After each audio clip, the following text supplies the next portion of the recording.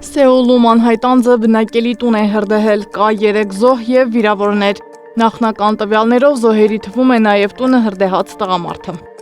Եմենի մայրաքաղաք Սանայում Միացյալ Նահանգների ավիահարվածների հետևանքով առնվազն 12 մարդ է զոհվել։ Ամերիկայի Միացյալ Նահանգների նախագահ Դոնալդ Թրամփը հայտարարել է հուսով եմ Ուկրաինան և Ռուսաստանը այս շաբաթ գործարք կկնքեն։ Այնուհետև երկուսն էլ կսկսեն մեծ բիզնես անել Ամերիկայի հետ, որը ծաղկում է և հարստություն կստեղծեն։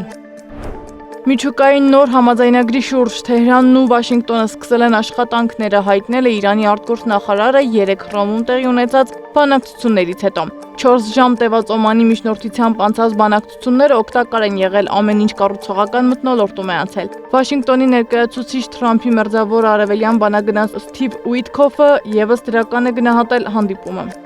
Չինաստանը մարտին դադարեցրել է Միացյալ Նահանգներից հեղուկացված բնական գազի գնումը, միաժամանակ ավելացնելով դրա ներկրումը Ավստրալիայից, Ինդոնեզիայից և Բրունեյից։ Մարտին Չինաստան հեղուկ բնական գազի մատակարարողների թվում Միացյալ Նահանգներն առհասարակ չի եղել։ Սա առաջին նման ընդմիջումն է 2022 թվականի հունիսից ի վեր։ Միացյալ Նահանգների իշխանությունները պատրաստ են Ղրիմը ճանաչել ռուսական տարածքի մաս Մոսկվայի և Կիևի միջև խաղաղության համաձայնագրի շրջանակներում, գրում է Bloomberg-ը հղումանելով իր աղբյուրներին։ Աղբյուրի փոխանցմամբ նման քայլը կարող է լինել վերջին ազդանշանը, որ Ամերիկայի Միացյալ Նահանգների նախագահ Դոնալդ Թրամփը պատրաստ է նպաստել հակամարտության կարգավորմանը։